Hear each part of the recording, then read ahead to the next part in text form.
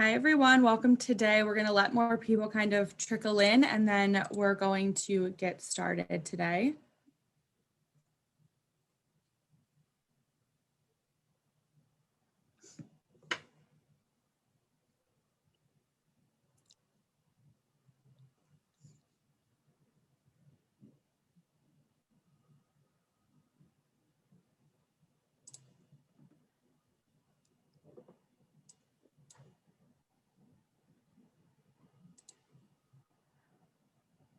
So in the interest of time and to keep us all on track, I'm just going to get started. Anybody who trickles in, just get settled in. So welcome today to our small business series for April. My name is Abby Williams. I am the Programs and Events Coordinator at the Lancaster Chamber, and we're so excited to welcome you here today. And we're excited for our topic all in cybersecurity, which is such a prevalent issue all the time for everyone. So I would like to thank, before we kind of turn it over, we want to thank our small business series sponsor, PSECU, for their support and for making this accessible to all of you. And also our partner SCORE, who helps us bring these amazing speakers like Art to you guys to share their expertise. So Catherine, I'm going to turn it over to you to say a few words. Thank you. So on behalf of SCORE and the Lancaster Chamber of Commerce, we want to welcome you here today to this webinar on best cybersecurity practices for businesses small and large. And we know that this is a pretty hot topic for all of you here today. One of the things while I'm finishing my introduction, if you can take a second and type your business category or industry into the chat, that will give us a feeling for the variety of businesses that Art will be addressing today when he gets into his presentation. But we really appreciate this opportunity to be a part of the Chamber's Small Business Series. For those of you that don't know, we are a volunteer organization of more than 75 experienced business professionals, and we're dedicated to building a vibrant community by supporting small business entrepreneurs to build and maintain successful businesses, all at no charge to the business owners. So for more information, please go to www.lancaster.score.org. And without further ado, I'd like to introduce our speaker today, Art Friedman. He is coming with over 37 years of experience in cybersecurity, where he's influenced strategic direction of organizations at very senior levels of the government. He's also an adjunct professor at Towson University, where he brings his knowledge and expertise to their programs. I'm going to let him talk further about his broad expertise, but I think you're going to find that this presentation today is relevant to your small business needs. Art? All right, well, thank you, Catherine. I really appreciate the opportunity to address your group. And I'd like to thank Jim Brenner for introducing me to your organization. And I know Abby is going to assist with moving slides. And if you have any questions during the presentation, please feel free to ask, send a chat, and I'll be happy to stop and address your question or questions. So if we can go to the next slide. So I first started in this field, and we called it computer security back in 1984. And it was actually by accident that I got involved in this field. I was assigned to Fort Meade, Maryland, and they said, you're going to do computer security, and I really had no idea what they were talking about.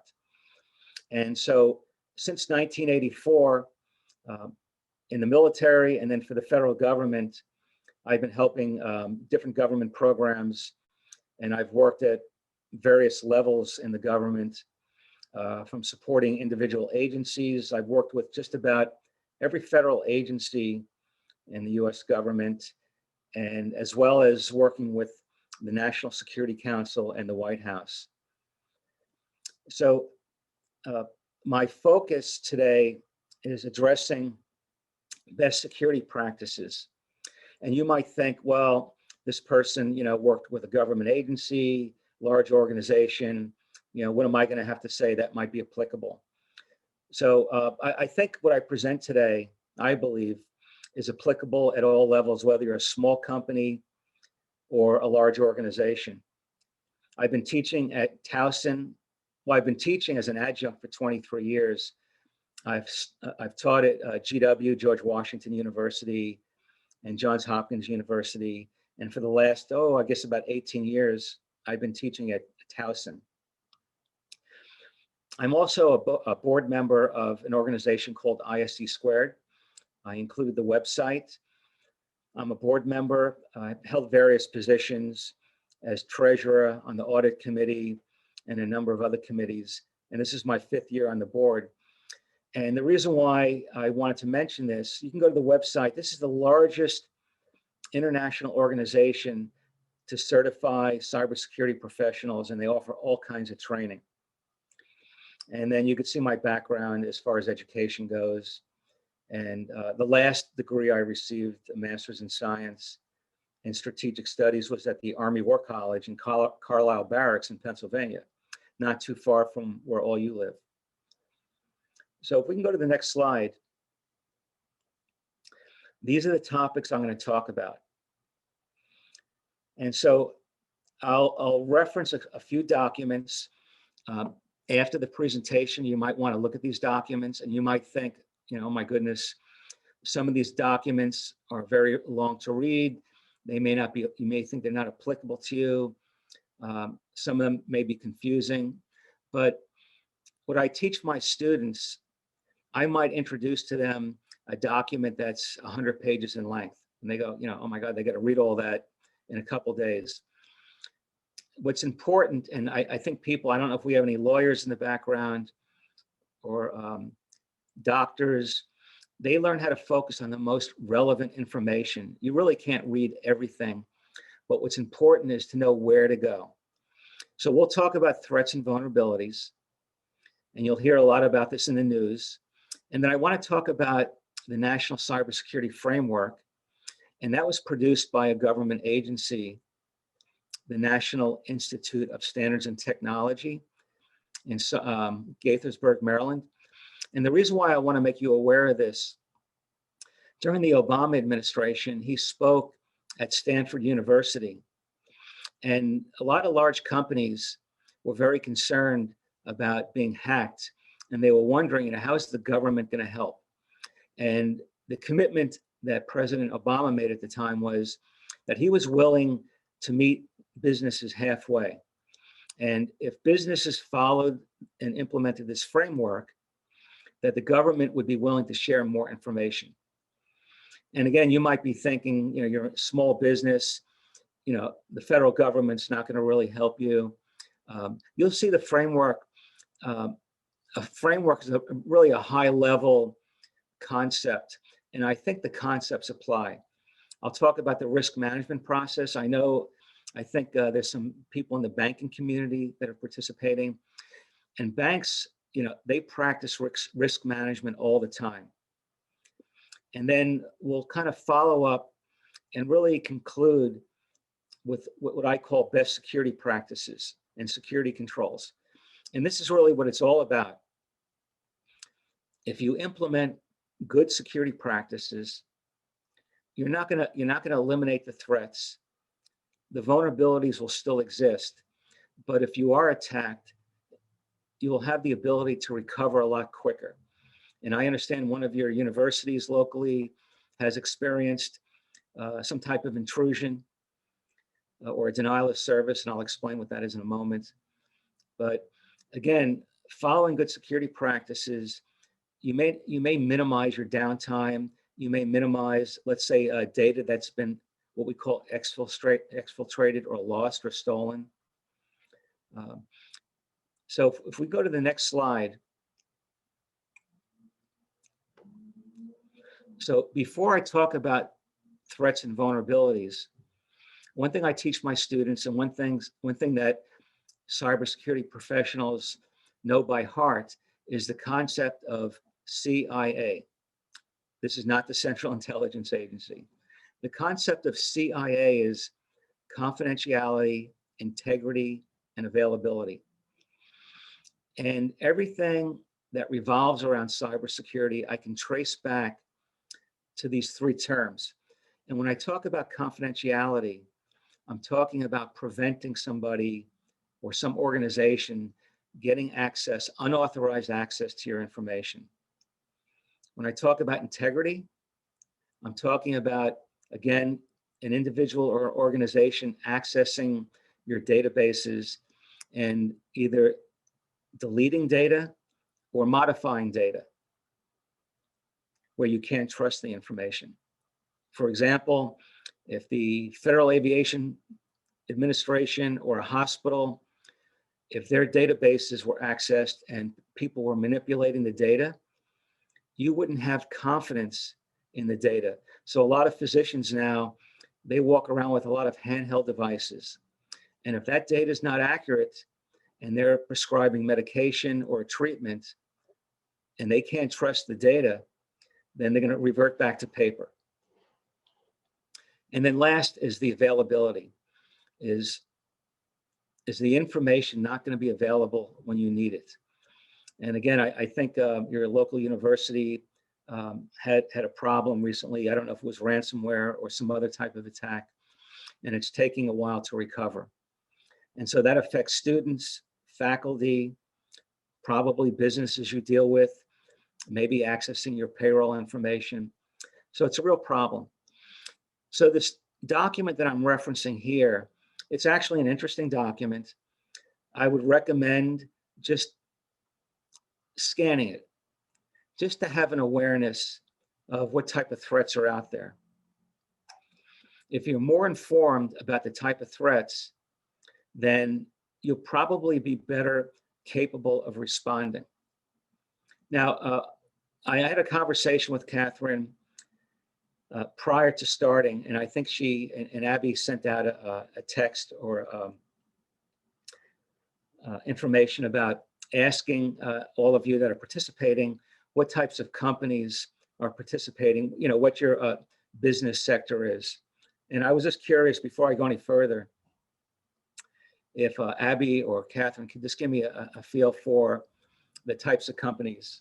And you don't need to give me the name of the company, but just the category of the company. Yep, so we have some construction, we have a printing and publishing company, we have insurance, we have a public library, we have somebody who does service or B2B services for nonprofits, another insurance, we have research consulting with the government as a target customer, professional and technical consulting. Those are the ones that are in the chat. If you guys want to throw any more in there, that would be great as well. All right, thank you, Abby. Mm-hmm. So again, if you look at the CrowdStrike report, it breaks down threats and attacks by various sectors: retail, banking, government, academia, and so forth. So just so you have a feel for what types of organizations are really being impacted. As you can see on the slide, it indicates that, you know, e-crime is up over 300% in the last year. I mean, that's significant. So when I first started in this area in 1984, I was a junior captain, and we would go out to different military sites. We weren't invited by the site, we were invited by their higher headquarters. And we would do an assessment of their, well, we called it computer security back then, but their cybersecurity. And we found that the organizations that we visited, they really did not want us there. They weren't really willing to share information. They were concerned about being reported up to their higher headquarters. And a lot of businesses are still like that to a certain extent. And I'll talk about the law a little later. It's not on the agenda slide, but I do want to talk about it. Companies are actually obligated by law to report any type of cybercrime. You know, particularly organizations that are dealing with financial applications or the financial industry and banks. They've added medical systems and hospitals.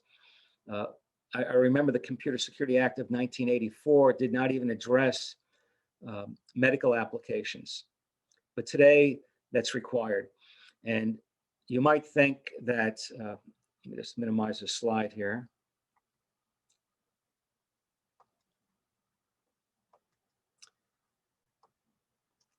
Well, sorry for the delay. I got a pop-up screen here and I'm trying to get rid of it.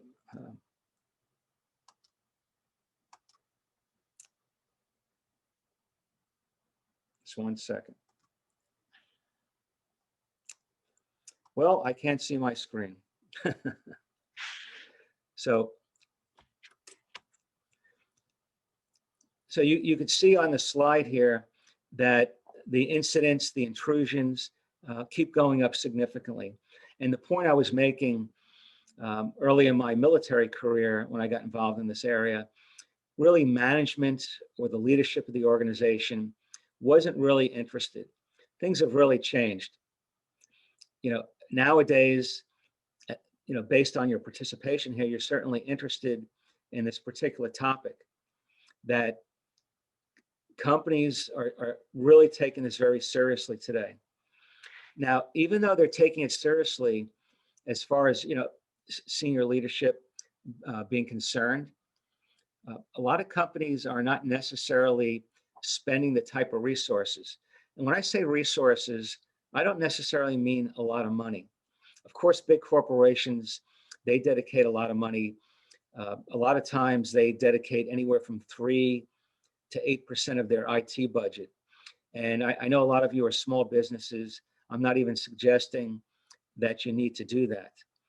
But you need to be aware of what potentially could happen to your systems and how you can minimize the impact of that. So again, a lot of ransomware attacks, phishing attacks. I constantly receive emails that indicate it's from my bank, it's from Towson University, and they ask you to select the link to access information or provide information. Don't ever do that. What's happening is they potentially could be downloading malicious software on your systems. So you got to be really careful and pay attention to that. So if I can go to the next slide.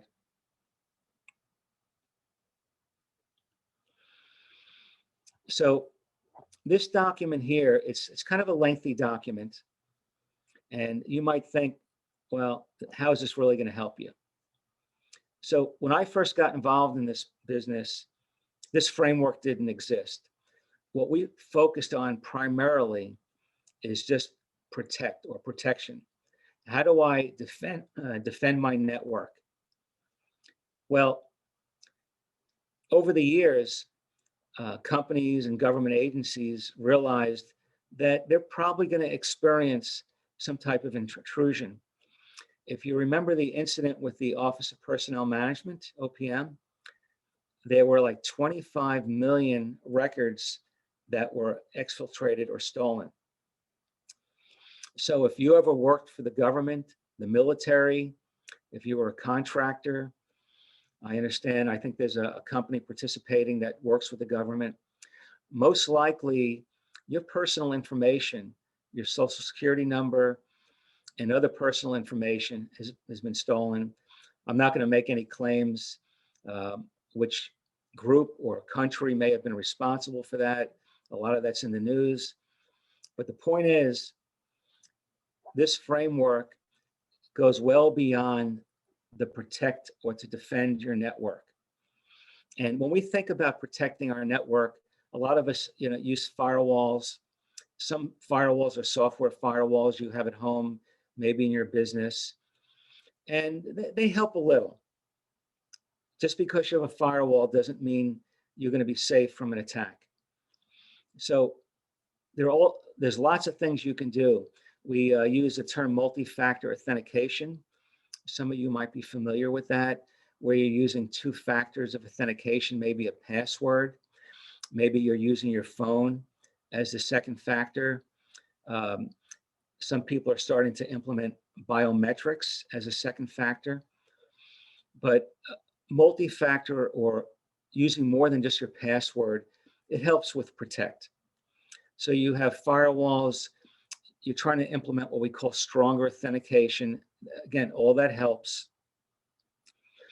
And there are other technologies out there. Of course, a lot of corporations are using encryption. I won't really talk much about that, but you can buy software products, even for small companies, that you can encrypt data when it's in transit. And what I mean by in transit, If you're sending an email that has sensitive information, proprietary information, you can encrypt that, but at the receiving end, they need to be able to decrypt that. So you can't just purchase a software product that encrypts information and then they're unable to decrypt at the other end. Virtual private networks can help with that, encrypting data. So encryption is another type of technology that could be used. But more recently, when I say recently, probably in the last 10 years, we started thinking about detection. How do we know that someone's in our network or someone's trying to penetrate our network? And if you look at that one threat report, it indicated that the average detection time for large companies is 120 hours approximately, which is hard to believe, 120 hours. Some companies may not report an intrusion for several weeks, maybe even longer. And so when we think of detection capability, we think of intrusion detection. IDS is intrusion detection systems. Again, there are some software products out there that you can download for free. There are other products that you can purchase for minimal cost. But again, that's not going to help you 100%. What I think right now that's probably more important than maybe the protect and detect is the respond and recover. And if you're able to respond to an attack, when I say respond, and there's all kinds of forensics documents out there that you could pull down on the internet. Again, the NIST site, the www.nist.gov has all kinds of documentation, but there's all kinds of guidelines for responding. And basically what you're trying to do is isolate the attack. So if you work in a larger company and you have various local area networks, lots of computers, maybe even different geographic regions, if you detect an intrusion, if you can isolate it to that particular network or that computer, then that can make a tremendous difference. And then the recover capability is really important. If you can detect, respond, and recover quickly, you can be back to business in a short period of time. I remember a number of years ago now, this is in Maryland, the Department of Motor Vehicles in Glen Burnie, Maryland, if any of you are familiar with that area, they had an intrusion, and this is long before this framework. It took them a couple days to recover, basically to bring their networks up. And it was some type of malware. And it could have been introduced by an employee, years ago. When I say years ago, 10, 15, 20 years ago, it wasn't that uncommon for people to bring in software and download it on the network or on their computer. Maybe they brought in a game, they brought in a file from home. And now, I would say all companies and government organizations, they prohibit doing that. In small companies, maybe it's hard to prevent that. You really want to discourage people bringing in, removable software and bringing it into work and downloading it, or, using their computer at work to access information they brought from home. It could have malicious software on it. Now, the part that I didn't mention is identify in this framework. So I would hope that no matter what size company, that you identify what we call the most critical assets or your most important applications. So if you're a small company, I'm assuming you probably all have some type of payroll application. You have some type of HR application that has information about employee records, maybe their address, phone number. Maybe it has information about insurance companies or insurance that your company provides, or maybe the insurance that they have personally. It might have some information about a 401k plan.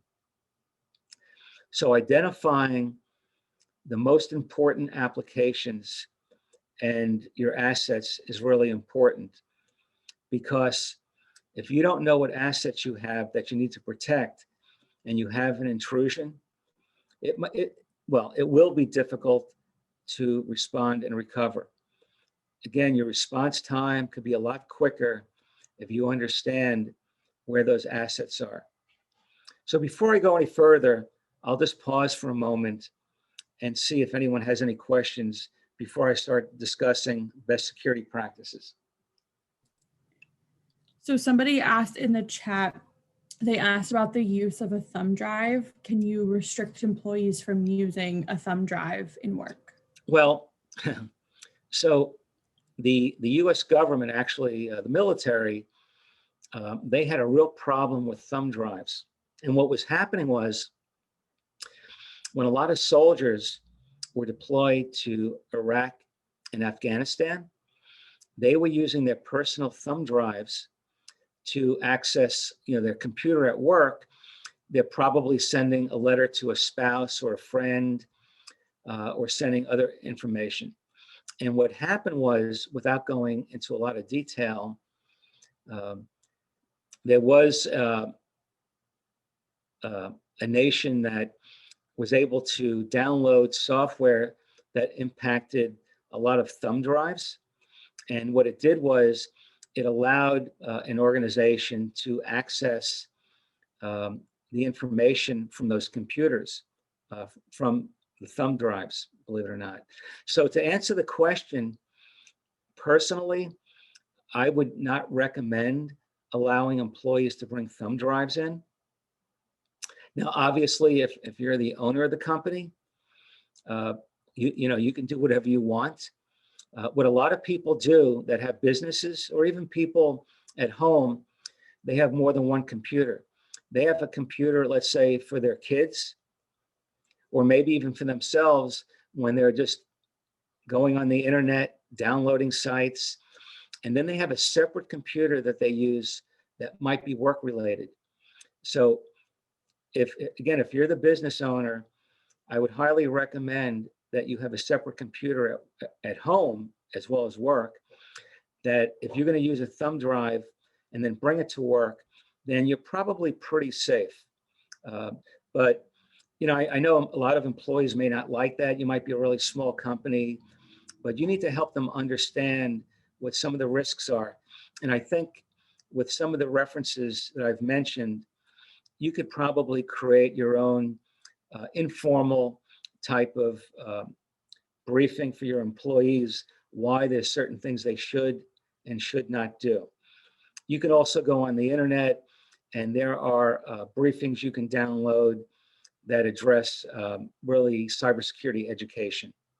But that's my response. Just, I would not recommend that. Are there any other questions?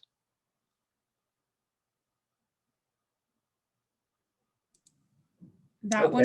Yes, go ahead. That one seems to be it. Sorry for right now, but I will update you towards the end if there are any other ones. Okay, thank you. Thank you. All right, Abby, if we can go to the next slide, please. So when we talk about the concepts or risk management, and again, if there was anyone from banking, maybe insurance, those companies, they implement risk management programs. They've been doing that for years. And so, again, this is kind of a high level framework. Again, the first thing you want to do is, here it says categorize the type of information. And I've already referenced this. In other words, you want to know what the most important applications or systems you have. And then based on that, you would select the right security controls. And I'll talk about that in a moment. And you select the controls. In other words, identify which controls you think is worth implementing. And then you implement them. And what I mean by implementing, let's just say you've read articles that stronger authentication is really important, and that passwords by themselves are not sufficient. So maybe you might select some type of multi-factor authentication, possibly, let's say, using your phone as the second factor. At Towson University, when I access my email, we use something called Duo, D-U-O. Maybe some of you use that. And what happens, I type in my password, and then an email is sent to me, or my phone rings, and I authenticate with my phone. Or it might send a 6-digit code.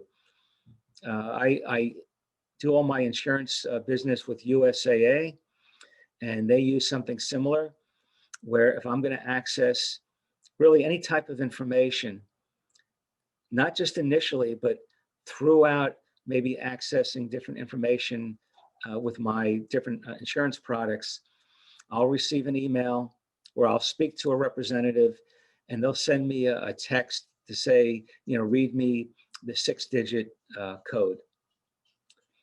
So that's just an example of selecting and implementing a security control. And then you want to assess the security controls. And what I mean by that, you're not going to spend a lot of money hiring a company, or maybe you do, but hiring somebody to come in and do a risk assessment. You want to assess this yourself. Maybe, after this presentation, you read some additional information. You might say, I want to implement some additional security controls that I really didn't think about. And, maybe after a month or two, you might assess that, is this multi-factor authentication, working for me? Talk to the employees. Do they think it's, not cumbersome? Maybe there's some additional audit controls that you want to implement. And we'll talk about those controls in a moment. But there needs to be some kind of assessment process, because you don't want to spend more money or spend more time implementing controls you really don't need. So again, it all depends on the type of information you're dealing with. Banks have been implementing stringent controls for many, many years. I spent a whole year working with the big financial institutions on Wall Street, Goldman Sachs, Citi, and a number of others. And there were a few government agencies that, to include the Department of Treasury, we had quarterly meetings for a year, and we were sharing best security practices. And I'll tell you, banks, they spend a lot of money on security. Again, it's not foolproof. That doesn't mean your bank won't be impacted or affected by an intrusion. But I'll tell you, out of all the sectors, and this is my opinion, I think banks actually do a better job than the federal government protecting their customer information and their information. So when we talk about authorizing, and this primarily applies to larger organizations, but it could apply to your organization as well. In other words, let's just say you have one person in your company that handles all the IT. They do your system administration, they do your security, they give people passwords, they delete counts when people leave the company. So when you ask them to, let's say, recommend a security product or implement some security control, you as the boss, you're going to really give the final approval. And that's what they mean by authorizing, is to implement those controls in the organization. And again, you want to kind of monitor what's going on. And when we talk about monitoring, we're really talking about audit, and I'll talk more about that in a moment. Now, on the top of the slide, where you see architecture on the left and organizational inputs on the right, again, small businesses, you're probably not going to spend time developing an architecture. Again, you do want to understand what processes you have in place, business processes. And what I mean by that, depending the type of company, for example, I think someone said, Catherine, you said there may have been an insurance company, but HR might have a different business process than maybe the actual products, the department that sells products or handles products. And based on that business process, that will depend on the types of security controls you would implement in the organization and the amount of money you might spend or the amount of resources. So before I go any further, I'll check to see if there are any questions. Okay. Sorry, I thought I unmuted myself, but I advanced your slide. So there was one question. Sure. Somebody asked, if you detect an intrusion, how do you recover? Okay. So it depends on the intrusion. Now, again, a lot of these threats are very sophisticated, and you're probably not going to be able to eliminate if somebody's really making a concerted effort to, target your company, your system, and depending on the kind of resources they have, it might be difficult to prevent them from actually an intrusion. All right. If they're on your network, all right, what they recommend is, number one, depending, how large your company is, if it's a small company and you only have one computer, the best thing to do is, and this kind of might contradict what law enforcement or forensics experts tell you, but they tell you to document as much as possible. It's like an accident. Write down as much information as you can about the accident. But primarily, the best way to stop it is to really shut down your system. And again, this might contradict what a lot of experts tell you, but small company, one computer or a few computers, if you believe there's an intrusion, shut down the system. If you've ever had a problem with your personal computer at home and it freezes up or something's not working, you call Dell or you call some company, say, what do I do? A lot of times they tell you just to turn the computer off and start it up again. Now, again, they might still be in your system. It might be hard to really detect that. Or if you have a firewall, it might say there's, or an IDS, you might indicate there's some kind of intrusion, and you may not know. But the best way to recover is to make sure what we talk about is having backup copies of all your software, all your data, and not to back up just on the same computer. You can have a duplicate set of information on another computer, on removable media. But if you detect something on your computer, you might want to, if you have another computer, use that backup data on that other computer to recover. Now, if you have a local area network or larger than that, hopefully, if you're a large enough organization, what I mean by large enough, if you're 20, 50 person, 100 person company, and you're talking about multiple employees and different computers, again, you want to make sure you back up the data regularly, make sure your applications are backed up and downloaded somewhere. But that's generally the best way to recover. When you hear about ransomware, a lot of times what they're doing is they're encrypting the data. You can't even access it.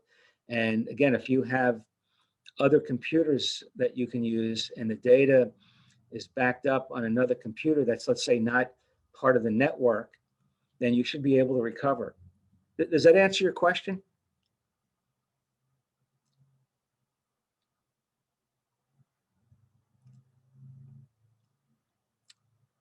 All right, well, I'll continue to the next slide. And if it doesn't answer your question or you want to ask additional questions about that topic, please feel free to send a chat. So if we can go to the next slide. All right. So I would say this is probably the most important slide.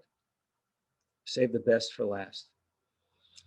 So a lot of experts, whether it's private sector or government, they say you can reduce 90% of the vulnerabilities that might exist by implementing best security practices, security controls. And I don't know if it's cut off on your screen, but on my screen, the bottom line is cut off, which is okay. You don't need to do anything about it, Abby. So there, and I do want to talk about legal requirements in a moment. So again, if you work for the federal government, maybe even state government, what we talk about best practices is FISMA, the Federal Information Security Management Act. And I know a lot of private companies, even companies like Goldman Sachs, they'll use FISMA guidance and they'll tailor it to their organizations. And again, if it's HIPAA related with medical systems, there's another government document. You can Google these, on your own. And then what we refer to as generally accepted information security principles, or Sarbanes-Oxley, again, is security practices for commercial companies. Now, you might be thinking, well, you're a small company, and it's going to be difficult to really implement these types of security controls. So I'll go through the controls pretty quick, but what I found, again, particularly when I was working with some of the financial institutions up in Wall Street, even though they have different policy and regulatory requirements, that essentially the security controls are the same that they implement. So you'll see on the left side, it says FISMA and HIPAA. Actually, HIPAA is really spelled HIPAA. It should be only one P. So when we talk about controls, again, even if you're a small company, these controls either you need to implement or you should be aware of. So when we talk about access control, primarily we're talking about really implementing stronger authentication. I've already talked about this. Passwords are the weakest form of authentication. Even though a lot of companies, that's all they use, passwords. They're not even using multi-factor or second factor of authentication. If your company, even a one-person company, is not using multi-factor, you should do that. Now, if you look at some of these documents on the internet, some of these are very lengthy documents. What I would recommend, if you do decide to look at them, look at the first 2 or 3 sections, maybe the first 10 pages. Just get a sense of what they're talking about. If you want to really know about a specific type of control, whether it's access control or audits, you can, you could search in that document for that type of control. And actually, these are what's referred to as families of controls. So access control is like maybe 20 plus different types of access controls. And I don't want to go into a lot of detail here, but I would think for most small businesses, if you implement multi-factor authentication, that would take care of really the access control issue. Again, small companies might have 1 or 2 people handling all of your IT needs. They're the ones that are going to access information or configure your firewalls. They're the ones that are going to really, what we call having the keys to the kingdom. They can access really everyone's accounts. So you need to really trust that system administrator or that IT person. A lot of times in your companies, the IT person is paid the least in your company, but they can do the most damage. And again, the insider threat, it may not be intentional, it might be accidental, maybe somebody makes a mistake, but they're the ones that can cause the most damage.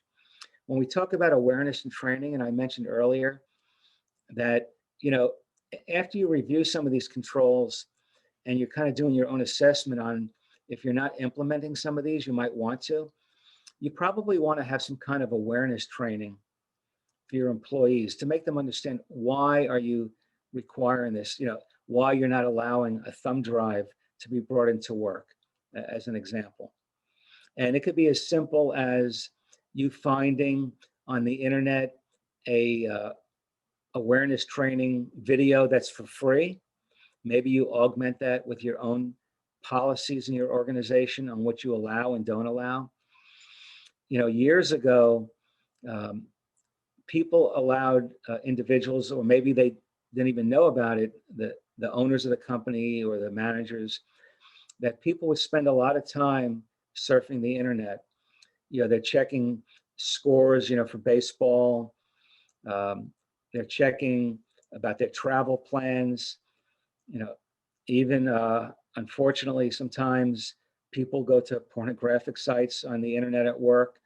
Obviously, that's not condoned, but you want to have a policy at work. You might say, look, during your lunch hour, it's okay to go to certain websites, and you might want to identify what type of websites are off limits. So that's the importance of some type of awareness and training. When we talk about audit and accountability, again, depending on the type of business you're in and the type of transactions or clients you're dealing with, you want to know what people are accessing. And what you might want to do is routinely ask your IT administrator to maybe print off an audit report on what type of information. Maybe you randomly select, unfortunately, you're randomly selecting employees. Maybe employees don't like that. They might think you're checking up on them. But as an owner of a business or a manager, you have a responsibility to do that, just to make sure that people are doing what they're supposed to be doing. If you notice, a lot of these audit programs can help you, whether it's firewall audits, but if for some reason somebody's downloading a lot of what you call proprietary information in your company, or maybe personal information, we call it PII, personal identifier information, or healthcare information. If somebody's downloading a lot of information, or maybe even emailing it to the personal account or somewhere else, you might want to just question why that's happening. Number 4, contingency planning and incident response handling. Incident response, again, how do you respond to incidents?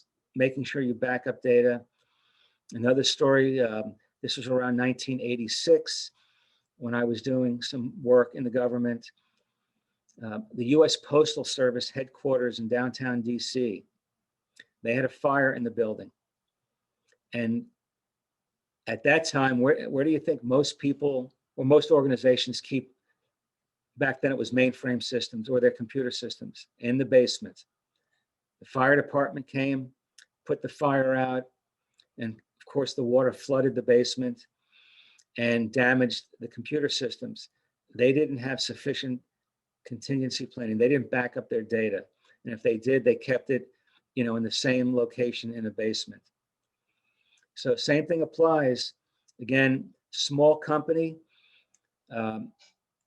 Personally, if I was an owner of a small company, I would make sure my data is backed up daily. And you may even want to not only back it up on your own computer, you might want to maybe have some removable media, thumb drive, and bring it home with you so you have the ability to respond if there's an incident. And INA, identification, authentication, again, that's kind of the what we talked about, authentication of multi-factor. The access control, what I forgot to mention earlier, is limiting what people get access to. In other words, implement need to know.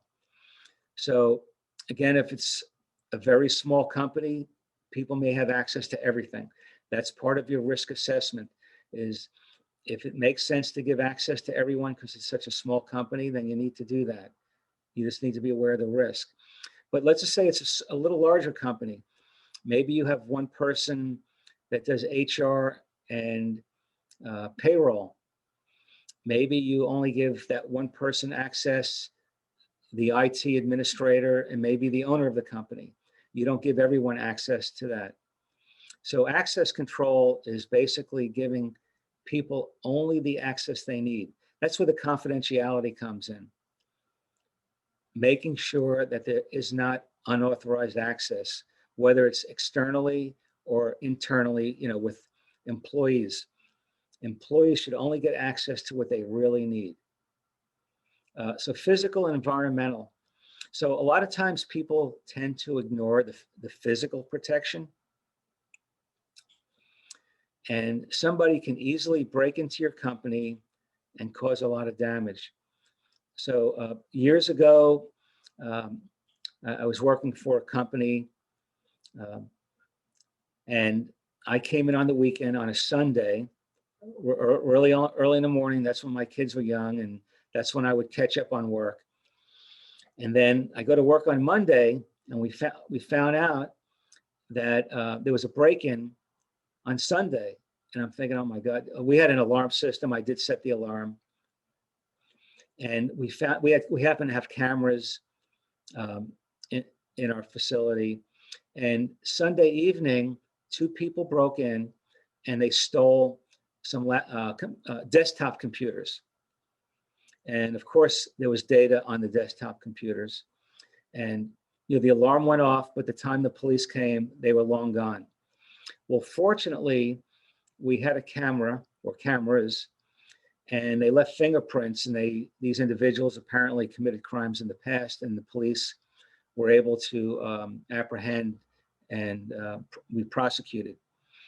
So, but the physical protection is really important.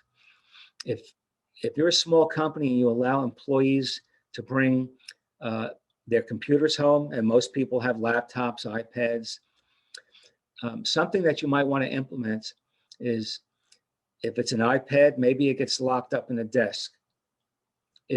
Again, depending on the type of data that's on the computer, if it's proprietary, PII, you might want to lock it up. But there's also software you can purchase, and it's called data at rest. In other words, the data on the hard drive is encrypted. And so if somebody steals that piece of equipment, it's encrypted. Even if they can guess your password, they're not going to be able to unencrypt the data on the hard drive. So that's so important. And what's meant by environmental protection, and again, we generally think about this for more larger organizations.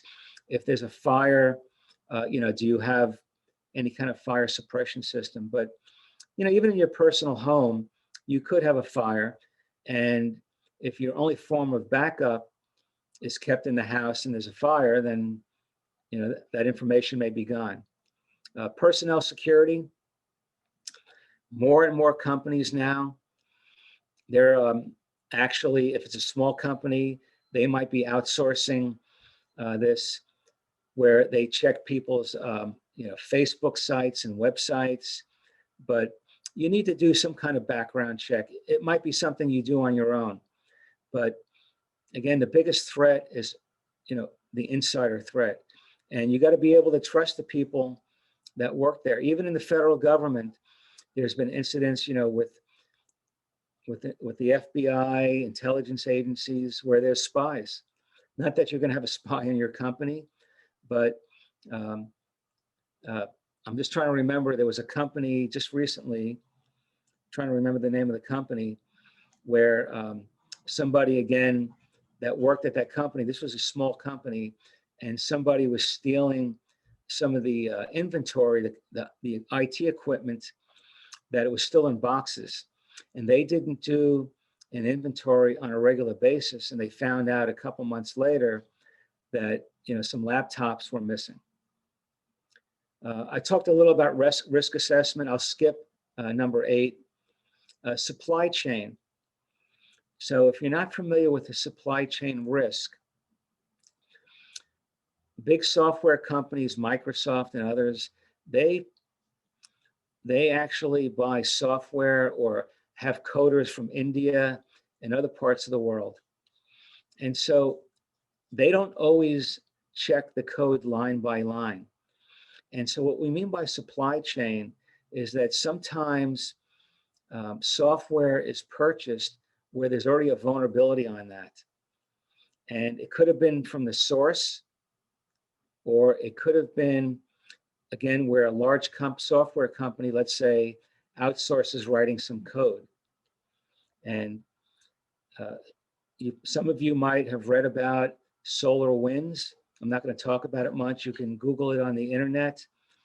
But that's where, another government actually introduced some malicious software on a software product that was used extensively in the US government, private corporations, as well as governments and corporations in other countries.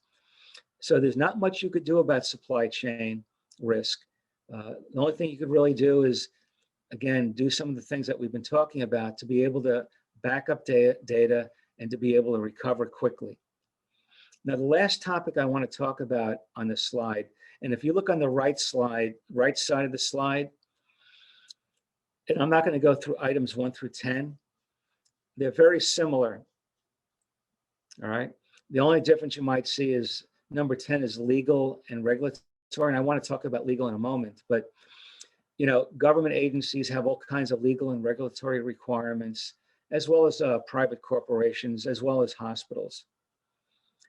So the last area I want to talk about before I get to the legal is privacy. All of your companies, they have some type of legal liability or responsibility of protecting certain types of information. So again, any kind of personal information of your clients, social security number, addresses, phone numbers, anything that's considered PII, you can go on the internet, you can Google, what is a definition of PII? They'll give you examples. And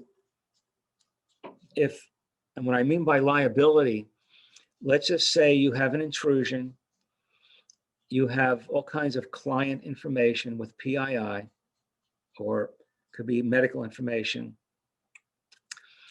And for some reason, law enforcement gets involved and they find out you didn't adequately protect that PII, you potentially could get sued. Not so much by the government, but by your clients. So that's why, for example, the local school in your area, they had some type of denial of service, some type of intrusion that didn't allow people to get access to information. So that university could potentially, I say potentially, be sued. I remember years ago when I was working for Johns Hopkins, I received a letter in the mail indicating that some of their removable media, they said they were moving it to an offsite storage area, and some of the media they could not account for. And they said to, basically, check your references and background to make sure there was no one's trying to get into your bank accounts, identity fraud. And so the reason why Johns Hopkins wasn't sued is because they demonstrated they followed good practices, that they notified all the faculty, the students, the ones that were impacted. So they took some proactive steps. But again, your company, if you're not adequately protecting people's privacy, you're not implementing good security practices, and there is an intrusion, you don't notify your clients or even your employees, you potentially open yourself up for a lawsuit. So you should be aware of that. A lot of larger companies now are buying cybersecurity insurance. I'm not recommending that for small companies, but you should just be aware that you are responsible for implementing these practices and making sure people's privacy is protected. I think one company, Catherine or Abby indicated that they do some type of consulting work for a government agency. If you're doing consulting work and you have access to government information, you are actually required to comply with FISMA. You may not realize that may not even be in your contract, but if you have government data on your system, you're required to comply with FISMA. And if there's an intrusion and you're found to be liable for not implementing those practices, you may not be sued, but you certainly could lose your contract. So any questions at this point?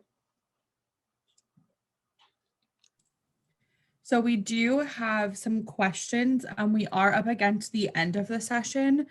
So one of the questions is, can you give a brief, what are your brief thoughts around cloud backup versus removable media backup? So cloud security, companies are making a lot of money today with that.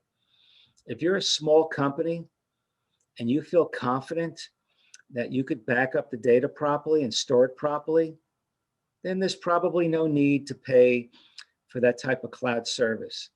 Now, as your organization gets larger and there's more data and you can't be confident that everything is being backed up and stored properly, then maybe it's worth spending some money on cloud resources to make sure the data is accessible. That doesn't mean the company that's providing those cloud services that they can't be hacked. They certainly can. A lot of larger cloud service companies, they're looking at what we call cloud security. The same concepts and principles apply for cloud security. So again, depending on your risk tolerance, what kind of risk you're willing to take depends on the amount of money and resources you're willing to spend. I hope that answers the question. I think it does. Just in the interest of a thought process of wrapping this up shortly, I'm going to let you finish out what points you had before we get into if anybody has any other questions. All right, I'm pretty much done. You can go to the last slide that says questions. Perfect. So somebody then just asked, this is the person that worked with the government organizations. Okay. So the gist of their question, because it's a bit longer, so I'm going to try and bring it down. They talked about that they're unfamiliar with how the government processes payments to its contractors. However, they understand that there has to be some overlays and with security processes and procedures and PCI compliance, mostly for credit card processing. Okay. You can speak a little bit to this. So with credit card, that's probably not an area that I'm very familiar with, but again, if you're handling credit card data, that's PII, that needs to be protected. So whatever vendor you're using, you probably want to discuss with them, what kinds of procedures and security controls that they have in place. I'm not sure if that's really going to answer your question. But every time we use a credit card, whether you're booking an airline reservation, on the internet, or you're going to a store, you're always potentially susceptible. That's why, credit card companies limit the liability. I think it's still $50. But, when you're handling multiple transactions, the amount of liability might increase. I'm not sure if that answers the question about liability and using credit cards. What were the other points they had that they wanted me to address? So they basically just said that they're new to the business and unfamiliar how the government processes payments to its contractors. However, their understanding is that there has to be some overlays with security processes and procedures and PCI compliance. Did that make it any easier? Yeah, so that's kind of a lengthy question to answer. I mean, if you want to give my email address, and I can try to respond in a more detailed way. But again, if you're dealing with the federal government, there's, like I said, a number of requirements that you need to comply with with respect to FISMA. And there are different overlays that are out there, and that would really take a long time to discuss. So there's a lot of resources out there to make them more aware of what their responsibilities are. That's the problem when you're dealing with the government, whether you're a one-person company or a larger company, you're still really subject to the same types of requirements. So that's really the best I can do to respond without spending a lot of time. No, that's perfect. I'm just going to come back. Let's see if this works. So with that, I did message that person. I will connect the two of you afterwards. But with that, I want to thank you, Art, for your time today. And I want to thank everyone. It was an awesome presentation. I thoroughly enjoyed it. And there was a lot of information. Just to everybody who's still on the call, I will be sending out the copy of the recording as well as these slides. So everything that Art linked in there and talked about, you can go in and click through and have that for your resources. And if anybody has any further questions, you can feel free to reach out to me. Most of you should have my email, and I can connect you with Art as well, just to filter through those questions. So thank you, Art. And I want to thank everyone and have a great rest of your day. All right. Well, thanks for having me. Thank you. Good luck, everyone.